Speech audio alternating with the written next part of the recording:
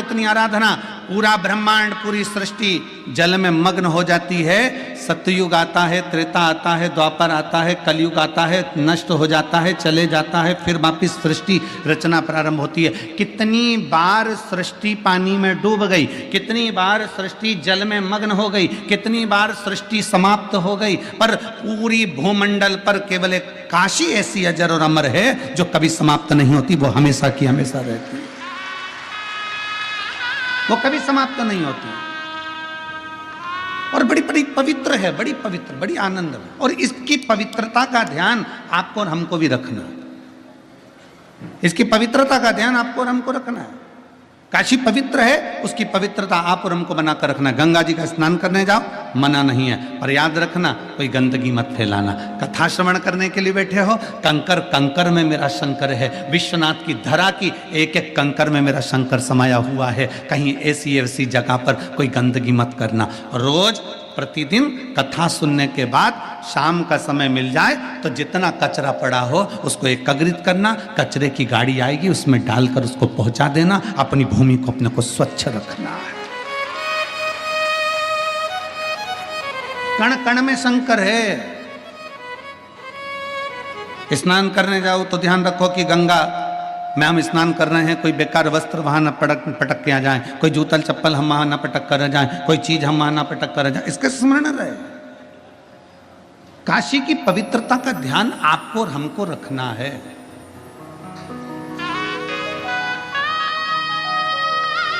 और शंभु शरण मांगू घड़ी रे, दुख काटो दया करी दर्शन आपो। शंभु शरण पड़ी मांगू घड़ी रे, दुख काटो दया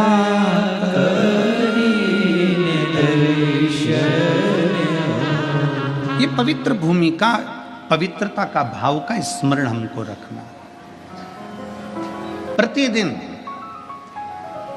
कथा छूटने के बाद में आपका नियम होना चाहिए कि मैं इस पवित्र धरा पर कोई बिस्कुट का पैकेट पड़ा है, कोई छिलका पड़ा है, कोई केले का छिलका पड़ा है, कोई सामान पड़ा है, उसको इकट्ठा कर कर एक जगह रख दीजिए।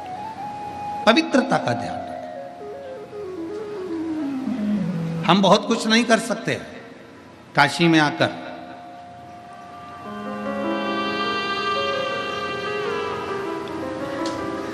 दो चीजें कर सकते हैं, एक मेरे बाबा का दर्शन, दूसरा काशी में आकर थोड़ी सी सेवा। एक बाबा का दर्शन करिए और दूसरी सेवा करिए, और जितना बन सकता है सेवा के क्रम को आगे बढ़ाइए। कितनी सुंदर बात है। एक बड़ी सुंदर चरित्र आता है।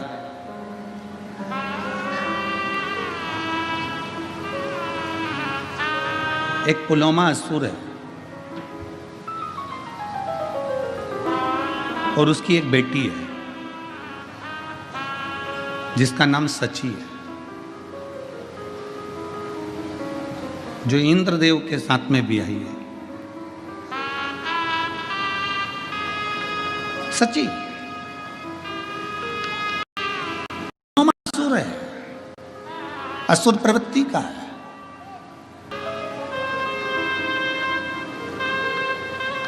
पुलोमा की धर्मपत्नी के गर्भ से कोई संतान नहीं थी, कोई औलाद नहीं थी।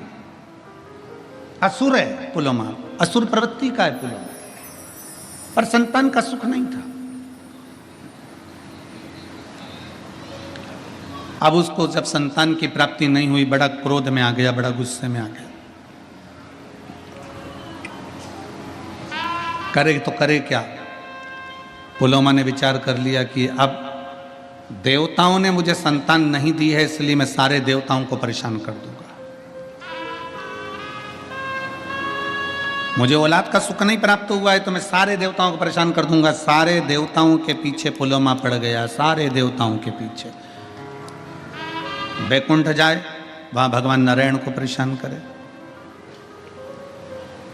ब्रह्मलोक में जाए ब्रह्मा जी को परेशान करे, इंद्र लोक जाए तो इंद्र को परेशान करे, जहां जहां गरुण वरुण जितने लोक है सारे लोकों में जाता और सबको परेशान करता, सबको कष्ट देता, सबको कष्ट, सबको परेशान करता,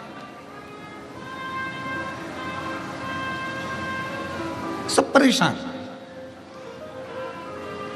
एक दिन पुलोमा की पत्नी ने पुलोमा से कहा कि एक बात बताओ कि तुम रोज रोज चले जाते हो और हाहाकार मचा हुआ है, सारी दुनिया में तुम्हारा हाहाकार चल रहा है, कहीं तुम सबको परेशान कर रहे हो। अब की बार मैं चाहती हूं कि जब तुम किसी देवता को परेशान करने के लिए जाओ, कष्ट देने के लिए जाओ, तो उस समय मैं आपके साथ चलूंगा।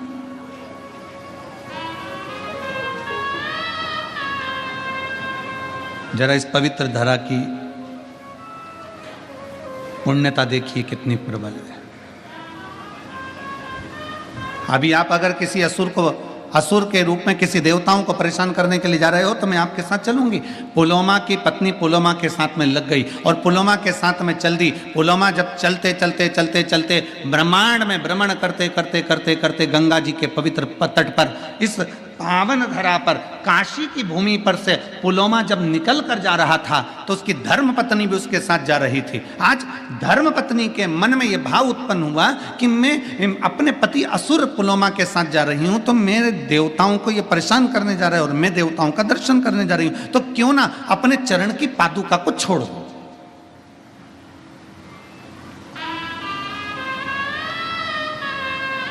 अपने चरण की पादुका को मैं त्याग दूं। कभी कभी आपके मन में भी ऐसा भाव जागृत होता है जब आप विश्वनाथ जी का दर्शन करने के लिए जाते हैं। कभी कभी आपके मन में भी यह भाव जागृत होता है जब आप गंगा जी का स्नान करने के लिए जाते हैं। कभी कभी आपके मन में भी एक भाव जागृत होता है जब आप काल भैरव का दर्शन करने के लिए जाते हैं। कभी कभी आपके मन में भी भाव उत्पन्न होता है जब भगवान मां अन्नपूर्णा का दर्शन करने के लिए जाते हैं। क्या करते हैं, अरे पास में मंदिर है ना, चप्पल कहाँ लेके जाऊंगी, मंदिर के दरवाजे पर छोड़ूंगी, यहाँ बात छोड़ूंगी, इससे अच्छा ये चप्पल में गाड़ी के अंदर छोड़ के चली जाऊं। बोलो जी हो, ए काशी वाली हो, सही है कि गलत है? कभी कभी अपने मन में विचार आता है कि ये तुम्हारी बुद्धि में, तुम इतने वीआईपी रहने वाले, तुम इतने चकाचक रहने वाले, एक मिनट तुम हॉल से भी अगर रसोई घर में जाओ तो बिना चप्पल के नहीं जाओ, तुम अपने वॉशरूम में भी जाओ तो बिना चप्पल के नहीं जाओ। तुम्हारी बुद्धि में ये आया कैसे कि मंदिर सामने है तो चप्पल गाड़ी में छोड़ जाऊं? ये तुम्हारी बुद्धि में, तुम्हारे मन से नहीं आया। जो तुम्हारे माता पिता ने भगवान शंकर को एक लोटा जल चढ़ाया था, उस जल का प्रताप तुम्हारी बुद्धि में आ गया और तुमने चप्पल गाड़ी में छोड़ दी और पैदल नग्न पैर से, नंगे पांव से चप्पल को त्याग कर, पादुका को त्याग कर, जूते को त्याग कर और बाबा के धाम की ओर चल दिए, भगवान के मंदिर की ओर चल दिए। मंदिर पास में, तुम चाहते तो चप्पल को साथ पहन कर जाते, द्वार पर छोड़ देते, पर तुम्हारी बुद्धि में जो आया वो भगवान शिव की कृपा से आया। पर चप्पल का त्याग करा, नंगे पैर चलकर जा रहे हो, नंगे पैर चलकर जा रहे हो।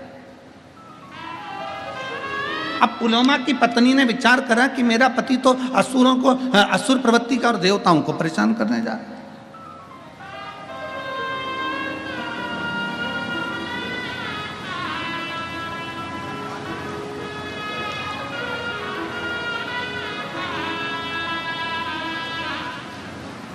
असुर जितने थे ना, इनकी जो धर्म पत्नियां थी ना, अपने पति का युद्ध देखना पसंद करती थी। रामचरितमानस में एक बड़ा सुंदर भाव आया। रामचरितमानस में रावण मर गया, मंदोदरी रो रही है। रावण मर गया, मंदोदरी रो रही है, खूब आंसू ढाल ढाल कर रो रही है। तो मेरे राघव जी के मन में आया, मेरे राम जी के मन में आया, जरा पता तो करूं कि मंदोदरी इतना क्यों रो रही है। राम जी तुरंत लखन लाल जी के साथ, हनुमंत लाल जी के साथ में मंदोदरी के पास पहुंच गए। मंदोदरी क्यों रो रही हो? तुम्हारा पति मर गया इसलिए रो रही हो? मंदोदरी बोली नहीं, कर्म की गति है, भोगना तो है। मुझे मालूम था मेरा पति मरेगा। मंदोदरी, तेरे पुत्र मर गए तू इसलिए रो रही है? कर्म की गति है, मैं जानती थी कि मेरे पुत्र गलत का साथ दे रहे हैं तो वो भी मरेंगे। मंदोदरी, तेरा देवर कुंभकर्ण मर गया इसलिए रो रही है? नहीं, कर्म की गति है, वो भी भोगना है। तेरा पूरा राक्षस कुल समाप्त हो गया मंदोदरी, तू इसलिए रो रही है? मंदोदरी कहती है नहीं, मेरा रोना इसलिए भी नहीं है। फिर मंदोदरी तू रो क्यों रही है, किस लिए तुझे रोना आ रहा है? तो मंदोदरी कहती है मैं रो इसलिए रही हूं कि दरवाजे पर इतने दिन से राम आकर खड़े थे और मैं दरवाजे के बाहर निकलकर उसका दर्शन ना कर सकी, इसलिए रो रही हूं। लंका के दरवाजे पर राम खड़े थे और मैं उसका दर्शन ना कर पाई। लंका के दरवाजे पर राम आकर खड़े थे और मैं उनका दर्शन ना कर पाई। तो भगवान राम ने कहा मंदोदरी ये कोई अच्छी बात थोड़ी ना है कि किसी अच्छे कुल की स्त्री बाहर निकलकर दर्शन करने के लिए बाहर आए। नहीं स्वामी, अगर मैं मेरे पति से कहती कि मुझे युद्ध का दर्शन कराना है तो मेरे पति युद्ध का दर्शन कराते। मैं युद्ध देखने के लिए नहीं आती, केवल आपका दर्शन करने के लिए आती कि मेरे दरवाजे पर राम आए हैं तो उनका आदर कर लूं, सम्मान कर लूं, सत्कार कर लूं, उनका दर्शन कर लूं, उनका दर्शन कर लूं, बस उनको प्रणाम कर लूं। राम जी ने कहा मंदोदरी तुझे युद्ध देखने का इतना शौक है? नहीं, शौक नहीं है, केवल आपके दर्शन का शौक है। ठीक है मंदोदरी, ये दशरथ पुत्र राम आज तुझे वचन देता है, अगर तू युद्ध का दर्शन करना चाहती थी तो मैं तुझे युद्ध का दर्शन कराऊंगा, पर इस जन्म में नहीं मंदोदरी। मेरा जो अगला अवतार होगा कृष्ण अवतार, तब मैं तुझे युद्ध के मैदान में खुद बुलवाऊंगा। तू जब तक मंदोदरी कहती है मैं तो मर जाऊंगी, मेरे प्राण छूट जाएंगे, भगवान कहते तुझे मरने भी ना दूंगा। और आया था समय, आप सभी ने महाभारत का एक सुंदर चरित्र श्रवण करा होगा। भीम ने शब्द कह दिया था द्वारकानाथ के सामने, द्वारकाधीश चिंता करने की जरूरत नहीं है, ऐसे कौरवों की सेना को तो मैं मरोड़ कर छोड़ दूंगा और तोड़कर इनको फेंक दूंगा, इनको तो मैं जीवित नहीं रहने दूंगा। जब भगवान द्वारकानाथ के शब्द सुना तो द्वारकाधीश को लगा कि पांडवों में सबसे ज्यादा अभिमान भीम को अपनी वीरता का है, ये बर्बाद कर देगा, ये समाप्त कर देगा। और भीम को इतना अहंकार आना है तो ये भीम कहीं ना कहीं समाप्ति की ओर लेकर जाएगा। इसलिए भगवान द्वारकानाथ ने कहा भीम युद्ध मार्ग में लड़ना, तुम्हें अपनी वीरता का अहंकार है, हम जानते हैं, तुम जाओ एक काम करो, लंका जाना, वहां से मंदोदरी को लेकर आओ, मंदोदरी को लेकर आना और कहना कि मुझे युद्ध के मैदान में युद्ध का दर्शन कराने के लिए द्वारकानाथ ने बुलाया। मंदोदरी कौन? भीम पूछ रहे हैं। तो भगवान द्वारकानाथ कहते हैं पहले लंका में जाओ, मंदोदरी को लेकर आओ। भीम लंका में गए, भीम ने जाकर लंका में प्रणाम किया और पूछा कि मंदोदरी कहाँ रहती है। बूढ़ी सी मंदोदरी अपने कक्ष में बैठी हुई थी। भीम ने जाकर प्रणाम कर कर कहा मंदोदरी हो? हाँ, चलिए, कौरव और पांडवों का युद्ध होने वाला है, उसका दर्शन करने के लिए द्वारकानाथ ने बुलाया है। मंदोदरी की आंख से आंसू बह गए। द्वारिकाधीश, मेरे राम जी का अवतार हो गया, प्रणाम करती हूं मेरे द्वारकानाथ को। द्वारकानाथ किसका युद्ध है? मेरे द्वारकाधीश युद्ध लड़ रहे हैं। भीम कहते हैं द्वारकानाथ युद्ध नहीं लड़ रहे, मेरे जैसे शूरवीरों का युद्ध है।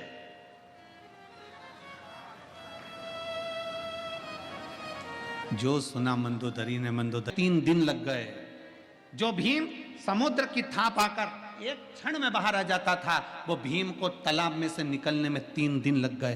3 दिन बाद भीम जब निकलकर मंदोदरी के पास आए, मंदोदरी ने पूछा भीम कहाँ रह गए थे, तुम इतनी देर में आ रहे हो, कहाँ रह गए थे, इतना समय लग गया तुमको?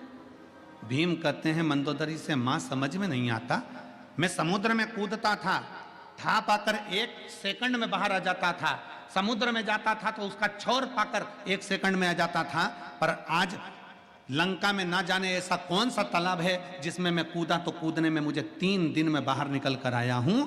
मंदोदरी ने पूछा गए कहाँ थे नहाने? भीम कहते हैं लंका के पीछे।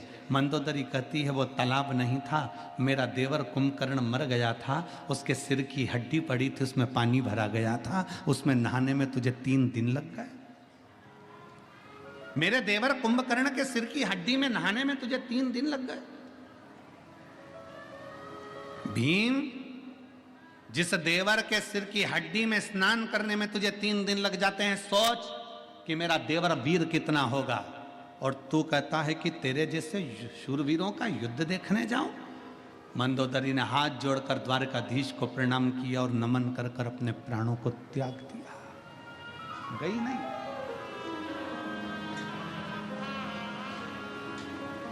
असुर प्रवृत्ति में जन्म लेने वाली कई असुर राजाओं की धर्म पत्नियां भी ये चाहती थी कि भगवान का दर्शन हो जाए। उस समय उसमें एक पुलोमा की धर्म पत्नी थी। पुलोमा की धर्म पत्नी जब भ्रमण करते करते करते करते अपने पति पुलोमा के साथ में इस काशी की पवित्र धरा पर आती है और पुलोमा की पत्नी काशी की पवित्र धरा पर आती है। आते आते पुलोमा की पत्नी ने विचार करा कि अब मैं अपनी पादुका का त्याग कर देती हूँ। ये पादुका का त्याग करना भी मतलब आप अगर किसी मंदिर में जा रहे हो, देवालय में जा रहे हो, शिवालय में जा रहे हो, कुछ दूरी पर अपनी पादुका अपनी चप्पल को छोड़ देना भी यह हमारे जीवन की एक कृतार्थता है।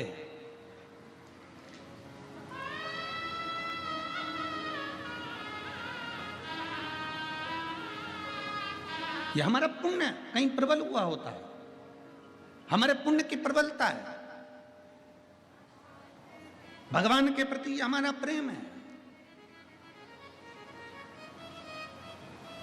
शुगर नापने की मशीन आती है, देखिए आप लोगों ने, जम के बोलो जरा, जम के। शुगर नापने की मशीन आती है, बीपी नापने की मशीन आती है,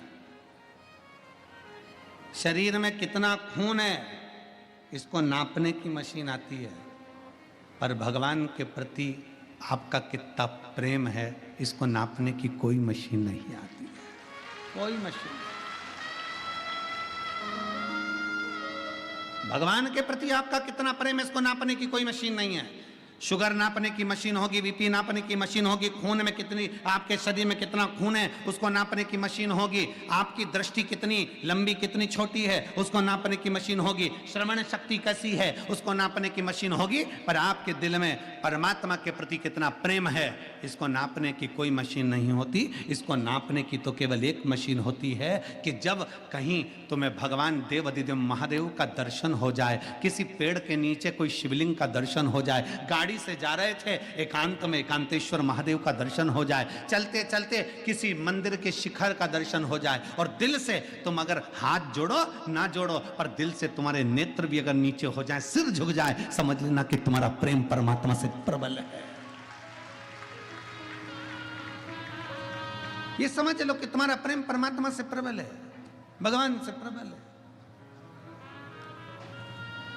और शंभो शरणे पड़े मांगो घड़ी रे घड़ी, दुख काटो दया करी दर्शन। कितना प्रेम है, ये आपकी वात्सल्यता, ये आपकी करुणता। कल कोई कह रहा था गुरुजी पंडाल में बहुत दूर दूर से लोग आकर रुके। हमने कहा दूर वाले नहीं, काशी के लोग भी पंडाल में रुके।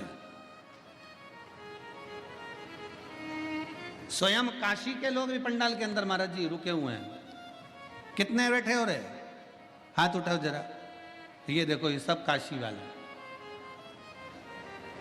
प्रणाम आपको, दंडवत। काशी के भक्तों ने भी ये विचार कर लिया था, बार बार आएंगे जाएंगे नहीं, जगह चली गई तो इन्होंने विचार करके बैठे। ये लोग भी अपने साथ बोरिया बिस्तर सब बांध के बड़े प्रेम से अब इनने सोच लिया कि वो प्रयाग राज का महाकुंभ तो अपनी जगह पर है, जो होगा जनवरी फरवरी में, पर इन्होंने सोच लिया काशी का कुंभ भी एक बार देख लें तो ये जीवन का एक आनंद ही हो जाएगा। काशी का कुंभ है।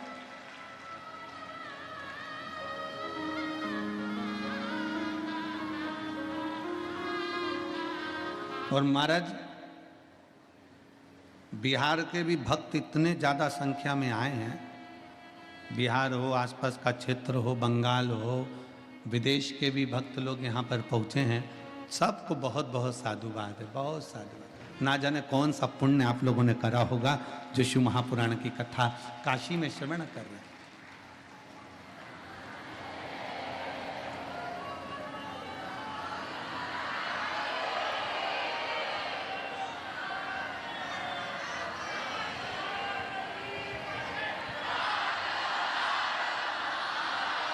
कोई पुण्य है आपका।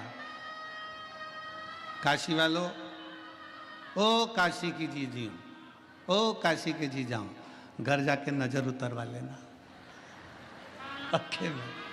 कोई पुण्य है प्रबल आपका और हमारा।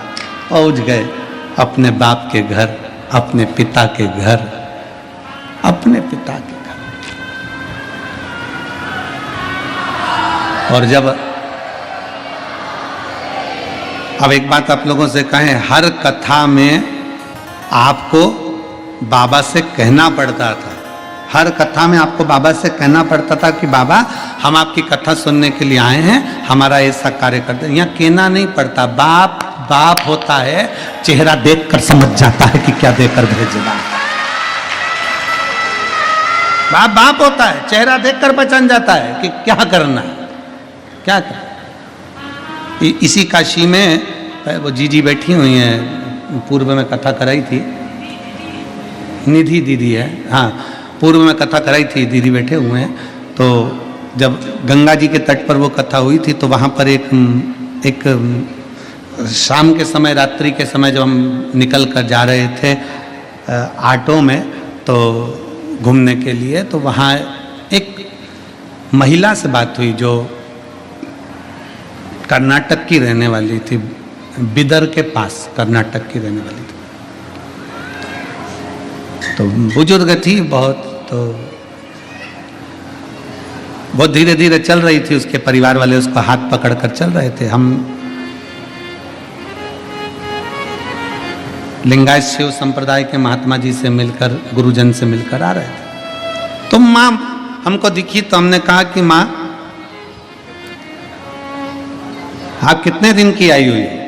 वो बोली महाराज जी, हम उनकी सुंदर भाषा में उन्होंने अब जवाब दिया, हम 4 दिन हो गए। 4 दिन मतलब 4 दिन से जवाब 4 दिन हो गए। 4 दिन मतलब 4 दिन से विश्वनाथ जी का दर्शन कर रही हो? 4 दिन से विश्वनाथ जी का दर्शन कर रही हो? कहा नहीं महाराज जी, बहुत भीड़ है, बहुत भीड़ है। अच्छा हाँ। फिर महाराज जी 3 दिन तक लगातार मैं बाबा का दर्शन करना चाहिए, पर भीड़ के कारण दर्शन नहीं हुआ। तीसरे दिन आपकी कथा सुनती हूं तो मैंने विश्वनाथ जी से कह दिया, तेरी बेटी आई है, क्या बिना दर्शन के भेज देगा? क्या बिना दर्शन के भेज देगा? 3 दिन गुरुदेव, कथा सुनकर मैं पंडाल से विश्वनाथ जी की गली में पहुंची और बाबा से मैंने कहा, बाबा क्या मुझे बिना दर्शन के भेज देगा? गुरुदेव, एक पुलिस का सिपाही, इस उत्तर प्रदेश पुलिस का कोई सिपाही हेलमेट लगाया था, उसने आते से मुझसे कहा, माँ तुझे दर्शन हो गए कि नहीं हो गए? मैंने कहा नहीं हुए, 3 दिन से दर्शन नहीं हुए। और पुलिस का सिपाही मुझे हाथ पकड़कर विश्वनाथ जी के सामने ले जाकर खड़ा कर दिया और दर्शन कराकर भेज दिया। पुलिस का उस माँ की आंखों में, वो माँ कहती है कि मैं विश्वनाथ को देखूं कि वो पुलिस के सिपाही को देखूं? मैं विश्वनाथ जी का दर्शन करूं कि उसका दर्शन करूं?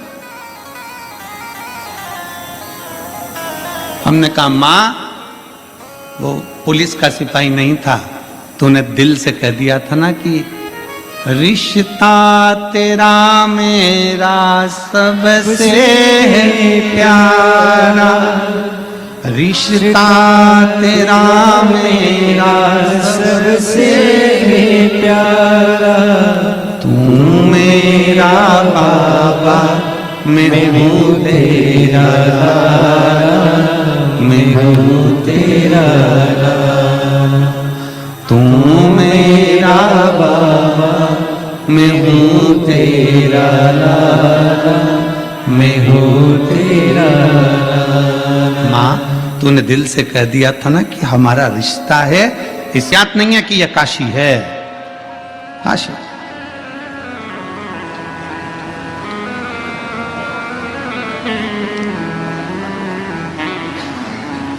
महाराज चित्तवृत्ति में ध्यान नहीं है उसके कि काशी, बस बस वो तो पति के साथ जा रही है, चली जा रही और कांटा पांव में चुभ गया, कांटा चुभते से ही नीचे बैठ गई, नीचे बैठी। स्वामी स्वामी स्वामी आवाज लगाई, असुर पुलोमा आया और असुर पुलोमा ने अपनी पत्नी को कहा क्या हो गया तुमको, पांव में कांटा चुभ गया।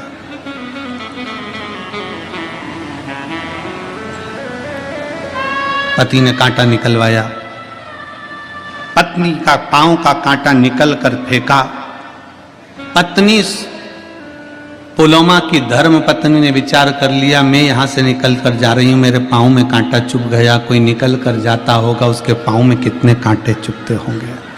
मैंने तो पादुका का अभी त्याग करा है, मैंने अपनी चप्पल का भी त्याग करा है, मेरे पांव में कांटा चुभा तो कितने के पांव में कांटा चुभा होगा, कितने के पांव।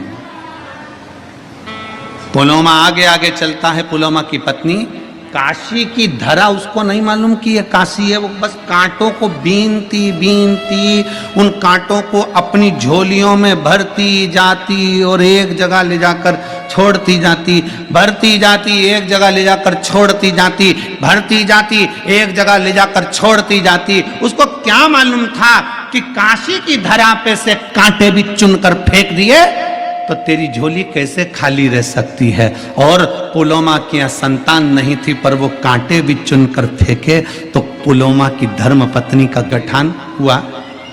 तो मैंने डॉक्टर को दिखाने पर पता चला कि मुझे 4th स्टेज का कैंसर हुआ है, 4th स्टेज का कैंसर हुआ है। मैंने बनारस के महामना कैंसर हॉस्पिटल में गई, वहाँ के डॉक्टरों ने इलाज करने से मना कर दिया, वहाँ के डॉक्टरों ने इलाज करने से मना कर दिया और बोला कि यह 6 महीने की जिंदगी है, इसको ले जाओ, इसका शरीर 4th स्टेज के कैंसर पर काम नहीं कर सकता, दवाई भी असर नहीं करेगी, इसको ले जाओ। मैं महामना कैंसर हॉस्पिटल बनारस गई, वहाँ पर मैंने इलाज करवाया तो डॉक्टर ने कह दिया 6 महीने से ज़्यादा ये जिंदा नहीं रह सकता, इसका शरीर नहीं है इतना, इसको बीमारी 4th स्टेज पर पहुंच चुकी। सुनकर मेरा पूरा परिवार टूट चुका था, लेकिन मुझे बाबा का बड़ा विश्वास था। हिम्मत करिए, आप कहते हो दुनिया में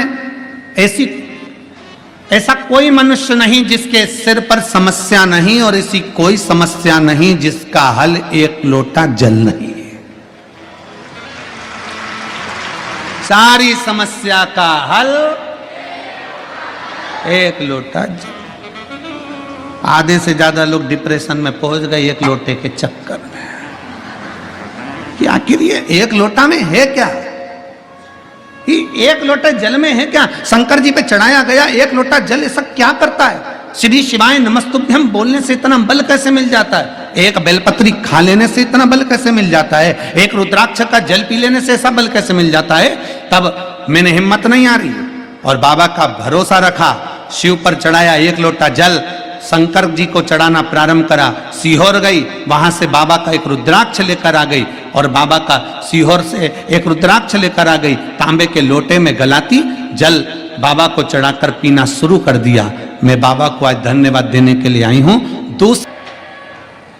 कोई हमारी पुण्यता होगी। एक काशी की धरा पर पुलोमा असुर की धर्म पत्नी आकर कांटा चुनकर अपनी झोली में भरकर एक और फेंक देती है तो संतान की प्राप्ति। ये वो काशी की धरा,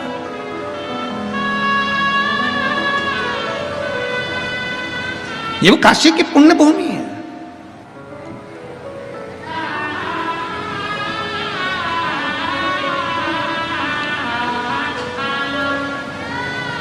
केवल मंदिर में सफाई कर देने था, क्यों क्या पड़ा सीहोर वाले महाराज को कि मंदिर की साफ सफाई करो। सीहोर वाला महाराज कह देता कि सीहोर आओ तो कुबरेश्वर धाम की साफ सफाई करो, पर क्यों कि आपके नजदीक में जो शंकर का मंदिर है, आपके मंदिर में जो शिवालय है, आपके नजदीक में जो शंकर की चौखट है, शंकर भगवान का ओटला है, मंदिर है, देवालय, ऐसा कोई भी तुम्हारे मंदिर पास में लगा हुआ है, उस मंदिर में रोज जाओ, सफाई करो, झाड़ू लगाओ, पोछा लगाओ, तुम्हारा मन पड़े जितनी निर्मलता से उसको निर्मल कर दो, साफ कर दो। शिव की चौखट को साफ करो। क्यों? एक पत्र है।